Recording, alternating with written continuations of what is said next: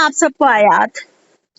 جی میم مل رہی ہے جی میم. میرا نا بہت زیادہ یاد کرنے والا پڑا ہوا ہے، تو مجھے تو بہت زیادہ ٹائم لگے گا یاد کرنے میں کافی چلیں پیچھے ہو گئی ہوں.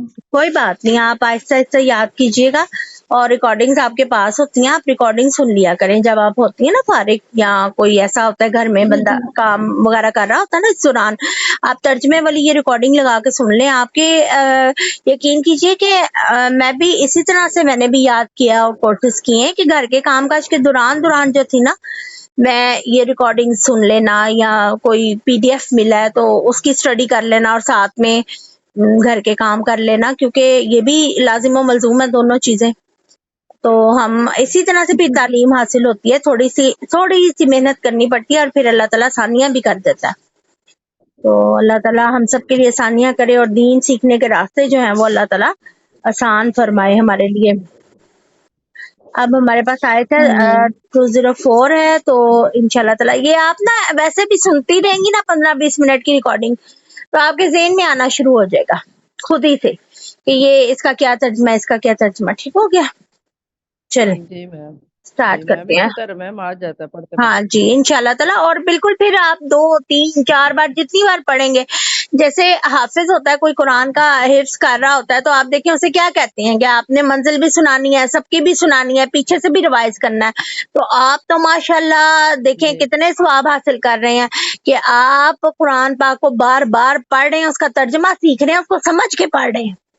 تو پہلے بھی میں نے آپ کو اس کے بارے میں ایک حدیث سنائی تھی کہ جو 2 آیتیں پڑھتا ہے اس کو سمجھ کے، اور پھر اس کے بعد اس پر عمل کرتا ہے، تو وہ اللہ کے ہاں بڑا محبوب انسان ہے، اس کو ساری رات قیام کا ثواب ملتا ہے. اس سے بھی زیادہ وہ فضیلت لے جاتا ہے جو انسان 2 آیتیں قرآن کی سمجھتا ہے، اس کو سیکھتا ہے، اور پھر اس پہ عمل کرتا ہے. تو کتنی بڑی سعادت آپ لوگ حاصل کر رہے ہیں. یہ تو اللہ تعالیٰ اپنے چنے ہوئے بندوں کو لاتا ہے، ہر کوئی تو نہیں آتا. آپ دیکھیں دنیا میں کتنے انسان ہیں، ان میں سے کچھ لوگوں نے اسلام قبول کیا، اور پھر ان کچھ مسلمانوں میں سے بھی بہت تھوڑے ہیں جن کو اللہ نے قرآن سے جوڑا ہے. ہر کوئی جو ہے یہ سعادت نہیں لیتا. تو اللہ تعالیٰ مجھے اور آپ کو اس سعادت پہ قائم رکھے اور ہمارے لیے آسانیاں کرے. ٹھیک ہے، اس کلاس کا آغاز کرتے ہیں. نحمدہ و نصلی علی رسولہ الکریم، اما بعد، فاعوذ باللہ من الشیطان الرجیم، بسم اللہ الرحمن الرحیم. رب اشرح لی صدری ویسر لی امری واحلل عقدۃ من لسانی یفقهوا قولی واجعل لی وزیرا من اہلی. اللہم فقہنا فی الدین، ربنا زدنا علما. اللہم انا نسألک علما نافعا، رزقا طیبا وعملا متقبلا. ربی یسر ولا تعسر وتمم بالخیر. اللہم انا نسألک العافیۃ والمعافی فی الدنیا والآخرہ. پیاری سسٹرز، پچھلا جو آپ لوگوں نے لیسن پڑھا تھا نا، اس میں سب سے پہلے تو میں آپ کو بتا دوں کہ آپ جو حج کے مہینے معلوم ہے، وہ میرا خیال میں نے بتائے تھے آپ کو کہ جو شوال، ذیقت اور پہلے 10 دن جو ہے نا ذی الحج کے، ان سے مراد ہے. ٹھیک ہے، اور جو روزے رکھنے ہیں، جس کے پاس قربانی نہیں ہے، اس انسان نے جو روزے رکھنے ہیں، جو مسلمان نے، وہ اپنے گھر آ کے 7 روزے رکھے گا، اور 3 وہاں پہ رکھے گا حدود حرم میں. لیکن یاد رکھیں یوم نہر یعنی 10 ذی الحج کو وہ روزہ نہیں رکھے گا. عید کے جو 3 دن ہوتے ہیں نا، ان 3 دنوں میں روزہ نہیں رکھے گا، اس کے علاوہ وہ روزے رکھے گا. جو 3 روزے اس نے حدود حرم میں رکھنے ہیں. یہ میں نے آپ کو ایک بات بتانی تھی، مسئلہ تھا، میں نے کہا اس کو بھی آپ لوگ سمجھ لیں. اور اس کے علاوہ آپ کو میں نے وہ میقات جو تھے وہ میں نے آپ کو بھیج دی ہیں الحمدللہ. چلیں آج کا جو سبق ہے نا، وہ ایک منافق تھا، آپ صلی اللہ علیہ وسلم کے پاس آتا تھا. اس کا نام تھا اخنس بن شریک. ٹھیک ہے، یہ میں آپ کو لکھ کے بھیج دوں گی. اخنس بن شریک جو تھا نا، وہ منافق تھا. اور آپ صلی اللہ علیہ وسلم تو ظاہر بات ہے دلوں کے بھید تو اللہ جانتا ہے نا، کسی کے اندر گھس کے تو نہیں دیکھا ہوتا. تو آپ صلی اللہ علیہ وسلم بھی کا معاملہ بھی ایسا ہی تھا. تو اللہ تعالیٰ نے اس کے بارے میں پھر یہ آیات اتاری کہ اللہ کہتے ہیں اور لوگوں میں سے بعض وہ لوگ ہیں جس کی بات دنیا کی زندگی میں تجھے اچھی لگتی ہے، اور وہ اللہ کو اس بار پر گواہ بناتا ہے جو اس کے دل میں ہے، حالانکہ وہ جھگڑے میں سخت جھگڑالو ہے. اور جب وہ واپس آتا ہے تو زمین میں دوڑ دھوپ کرتا ہے تاکہ اس میں فساد پھیلائے اور کھیتی اور نسل کو برباد کرے، اور اللہ فساد کرنے والے کو پسند نہیں کرتا. ٹھیک ہے، اب جو تھے کہ منافقین کے اوصاف ہے اس میں تو کہ بھی اس میں ایسے لوگوں میں یعنی کہ یہ صفت پائی جاتی ہے کہ وہ دنیا کی تو بڑی معلومات رکھتے ہیں. اس موضوع پر آپ کسی منافق سے بات کریں نا تو وہ بڑا دنیا داری کے بارے میں آپ کو بات بتائے گا، ایسے نہیں ایسے ہے، ایسے نہیں ایسے ہے، لیکن آخرت کے بارے میں اس کا علم نہیں ہوتا. ٹھیک. تو ابو ہریرہ رضی اللہ تعالیٰ عنہ سے بھی روایت ہے کہ آپ صلی اللہ علیہ وسلم نے فرمایا کہ اللہ تعالیٰ ہر سخت دل، متکبر، بخیل اور پیٹو سے بغض رکھتا ہے، اور جو بازاروں میں شور کرنے والا ہے، رات کو مردار اور دن کو گدا ہے. ٹھیک ہے. اللہ معاف کرے، اللہ تعالیٰ ہمیں ایسے لوگوں میں سے نہ کرے. اور دنیا کے معاملات کا عالم ہے، یعنی اس کو دنیا کے سارے معاملات پسند ہیں اور آخرت کے معاملات میں بالکل جاہل ہے. تو دوسری صفت ہوتی ہے منافق کی. صفت تو نہیں کہنا چاہیے، یعنی اس میں یہ برائی پائی جاتی ہے کہ اللہ تعالیٰ کی قسمیں کھا کر نا اپنے ایمان اور اخلاص کا یقین دلاتا رہتا ہے. اخنس بن شریک بھی ایسا ہی تھا، اور کیونکہ وہ مسلمانوں کے اپنے بے اعتبار ہونے کا اس کے دل میں خیال ہوتا ہے نا، تو سورہ منافقون میں بھی اللہ تعالیٰ نے یہ بات بیان کی ہے. تو وہ کیا کہتا ہے کہ وہ بڑا یقین دلانے کے لیے اللہ کی قسمیں کھاتا ہے. اور علد الخصام اور منافق کی تیسری صفت یہ ہے کہ بہت زیادہ جھگڑالو ہوتا ہے. اب آپ لوگوں نے نا یہ جو خصوصیات جن لوگوں میں پائی جاتی ہیں ان سے بچنا ہے، منافق ہوتے ہیں وہ لوگ. اور اخنس بن شریک بھی ایسا ہی تھا، لیکن جب اس کو پتا چلا کہ میرے جو ہے وہ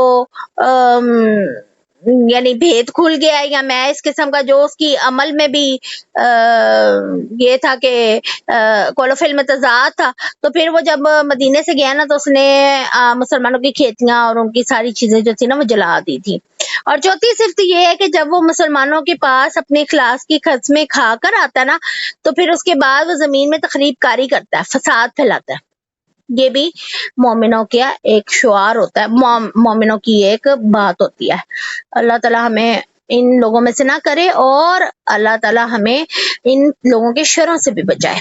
پھر اللہ تعالیٰ فرماتا ہے وَإِذَا قِيلَ لَهُ اتَّقِ اللَّهَ أَخَذَتْهُ العزت بالاسم فحسبه جہنم.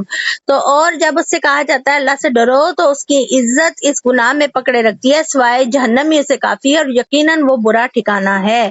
اب یہاں پر دیکھ لیں کہ جب ایسے لوگ جو ہوتے ہیں ان کو جب ڈرایا جاتا ہے اللہ سے تو یہ کیا کرتے ہیں، جھوٹی عزت اور غرور و نفس میں نا یہ پڑے رہتے ہیں اور گناہ میں پھنسے رہتے ہیں اور اللہ سے معافی بھی نہیں مانگتے، اللہ سے ڈرتے بھی نہیں ہیں.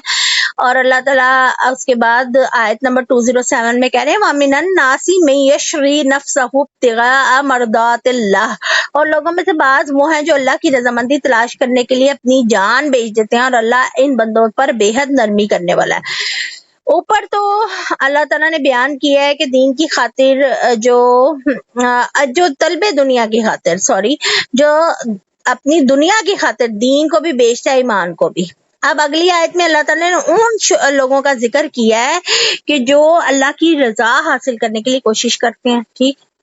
اور کئی ایسے صحابہ آپ نے دیکھے ہیں کہ جنہوں نے ہجرت کی، اپنا جان و مال چھوڑ دیا سب کچھ. اور انصار صحابہ کو آپ نے دیکھا کہ وہ اللہ کی رضا کے لیے انہوں نے اپنا سارا سامان، ہر چیز جو ہے وہ مہاجر جو ہیں وہ ان کو یعنی کہ دے دی کہ وہ آئیں اللہ کی خاطر اپنا سب کچھ چھوڑ کے. تو دونوں طرف سے قربانی. تو یہ کن لوگوں کی نشانی ہے جو اللہ کی رضا تلاش کرنے کی کوشش کرتے ہیں. پھر اللہ تعالیٰ اگلی آیت میں فرما رہے ہیں یا ایھا الذین آمنو، اے وہ لوگو جو ایمان لائے ہو. تو پھر کیا کرو، جو ایمان لائے ہو تو اسلام میں پورے داخل ہو جاؤ اور شیطان کے قدموں کے پیچھے مت چلو، یقیناً وہ تمہارا کھلا دشمن ہے. اب مخلص مومنوں کی اللہ تعالیٰ تعریف کرنے کے بعد دوبارہ یہ حکم دے رہا ہے کہ سارا کا سارا دین میں آپ داخل ہو جائیں. یہ نہیں کہ کچھ چیزیں آپ ان پر عمل کریں اور کچھ کو چھوڑ دیں. یہ چیز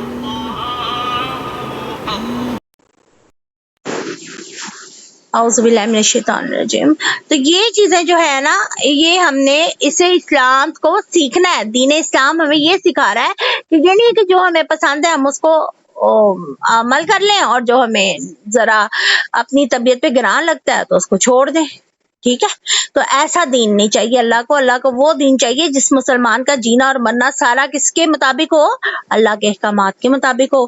پھر اللہ تعالیٰ کہتے ہیں کہ پھر اگر تم اس کے بعد پھسل جاؤ کہ تمہارے پاس واضح دلیلیں آ چکی ہیں تو جان لو کہ بے شک اللہ سب پر غالب اور کمال حکمت والا ہے۔ اسلام کا بنیادی عقیدہ یہی ہے کہ اللہ کے رسول صلی اللہ علیہ وسلم کی پیروی کی جائے، اور واضح اور روشن دلائل جو ہے نا وہ ہمارے پاس قرآن کی صورت میں آ چکی ہیں، ہدایت آ چکی ہے، آپ صلی اللہ علیہ وسلم کی سنت آ چکی ہے، تو اس کے مطابق ہمیں زندگی ساری عمل کرنی ہے، اس پر عمل کرنا ہے۔ اور اگلی آیت میں جو اللہ تعالیٰ فرما رہے ہیں نا 2:10 میں، وہ کہتے ہیں کہ وہ اس کے سوا کسی چیز کا انتظار کر رہے ہیں، ان کے پاس اللہ بادلوں کے سائبان میں آ جائے اور فرشتے بھی اور کام تمام کر دیا جائے اور سب کام اللہ ہی کی طرف لوٹائے جاتے ہیں۔ اب دیکھیں آپ صلی اللہ علیہ وسلم کے حق اور سچا رسول یعنی کو جو بھی مانتا ہے کہ آپ صلی اللہ علیہ وسلم سچے رسول ہے، تو ہم اس کے ساتھ ساتھ غیب پہ بھی ایمان لاتے ہیں نا۔ دیکھیں جب آپ صلی اللہ علیہ وسلم نے کہا کہ ایمان لاؤ، لا الہ الا اللہ محمد رسول اللہ جب ہم پڑھتے ہیں تو پھر آپ صلی اللہ علیہ وسلم کے دین میں ہم داخل ہو جاتے ہیں، اور داخل ہونے کے بعد ہمارا ایک بڑا زبردست امتحان ہوتا ہے ساری زندگی کہ ہم نے غیب پہ ایمان لانا ہے اور غیب کی ٹو میں نہیں پڑھنا۔ جیسے ہمیں آپ صلی اللہ علیہ وسلم نے کہہ دیا، قرآن نے کہہ دیا، جیسے اللہ ایک ہے ہم نے مان لیا، اللہ غیب میں ہے، حالانکہ فرشتے ہیں، اللہ کے عبادت گزار ہیں، اللہ کی مخلوق ہے، ہمیں آپ صلی اللہ علیہ وسلم نے بتا دیا، قرآن نے بتا دیا، ہم نے اس پہ عمل کر لیا۔ پھر اس کی کتابیں ہیں، ہم تو اس وقت نہیں نا موجود تھے جب یہ کتابیں نازل ہو رہی تھی۔ پھر اس کے رسول ہیں گزشتہ، ہم اس میں بھی ہم ایمان لاتے ہیں کہ بالکل آپ نے فرما دیا اور ہم نے مان لیا۔ پھر یوم آخرت پر ایمان لاتے ہیں ہم، یہ سب چیزیں غیب میں ہیں۔ اچھی اور بری تقدیر اللہ کی طرف سے، ہم اس پر بھی ایمان لاتے ہیں۔ دنیا آزمائش ہے، اور اسی لیے اللہ تعالیٰ نے یہ آزمائش ہمارے لیے رکھی ہے کہ غیب میں کچھ چیزیں رکھ دی ہیں۔ تو ہم لوگ کا کیا ہے کہ ہم بغیر دیکھے، بغیر کسی بحث کے، بغیر کسی ٹو کے ہم ایمان لے آتے ہیں غیب پہ۔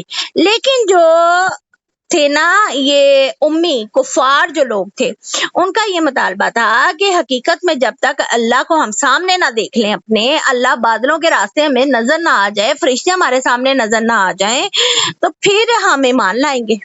سورہ انعام میں بھی انہوں نے یہ چیزیں کہی ہیں، سورہ فرقان میں بھی، سورہ بنی اسرائیل میں بھی انہوں نے یہ کہا ہے، سورہ بقرہ میں بھی کہا ہے، یہودیوں نے کہا تھا، اسی طرح کفار مکہ نے کہا تھا کہ ہم چاہتے ہیں کہ اللہ سامنے آ جائے اور فرشتے سامنے آ جائیں، جبکہ آپ اور میں جانتے ہیں کہ فرشتے تو اس دن آئیں گے سامنے جب اللہ کا حکم آ جائے گا۔ اللہ کا حکم کیسے آئے گا؟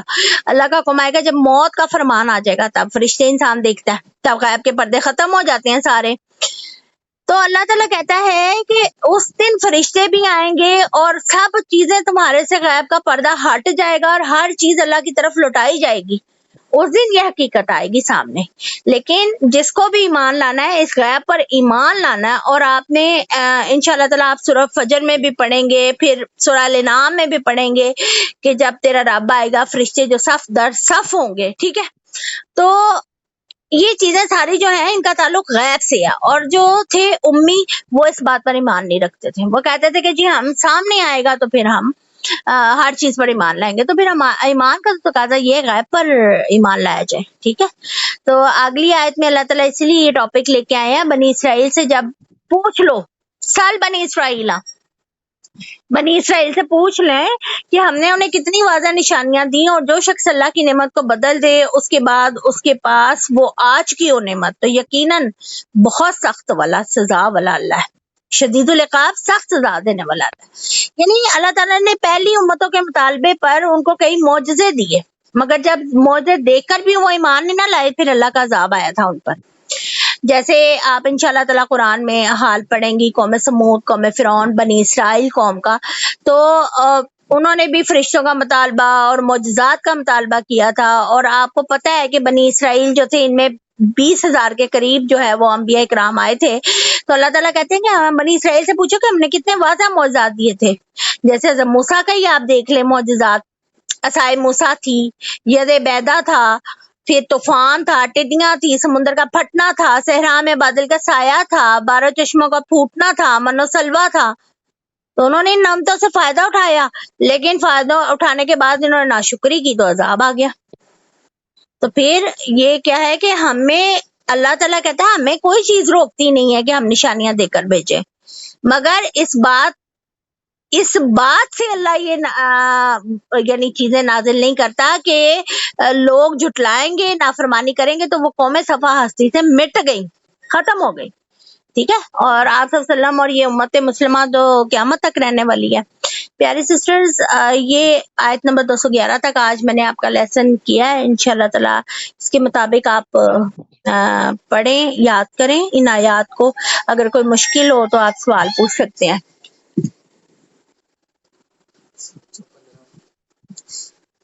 آپ کوئی جی بھی میم، کوشچن آپ کے ذہن میں میم ہے؟ میرا تو ہاں جی.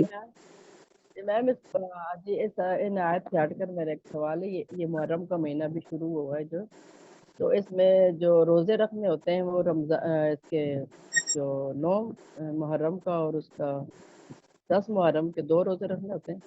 جی جی، دیکھیے یہودی جو تھے نا، ان سے مماثلت نہ ہماری ہو. ٹھیک ہے، یہودی عاشورہ کا روزہ اس لیے لگتے تھے کہ اس دن انہیں فرعون سے نجات ملی تھی. 10 محرم کا روزہ. تو پھر کیا ہوا کہ آپ صلی اللہ علیہ وسلم جب مدینہ آئے، انہوں نے یہ روزہ رکھتے ہوئے دیکھا انہیں، تو آپ صلی اللہ علیہ وسلم نے بھی تاکید کی کہ روزہ رکھا جائے. اور پھر مسلمانوں پر ابھی روزے جو تھے وہ فرض بھی نہیں ہوئے تھے. ٹھیک، جب فرض ہو گئے تو پھر اتنی اس کی اہمیت نہیں رہی تھی. لیکن یہ تاکید فرمائی کہ آپ صلی اللہ علیہ وسلم نے کہ 9 کا روزہ اس لیے ملائے 9 محرم کا کہ یہودیوں سے مشابہت نہ اختیار ہو. ٹھیک ہے، 9 اور 10 کا محرم کا جو ہے وہ روزہ ملا کے رکھ لیں. ٹھیک ہے. جی ٹھیک ہے میم.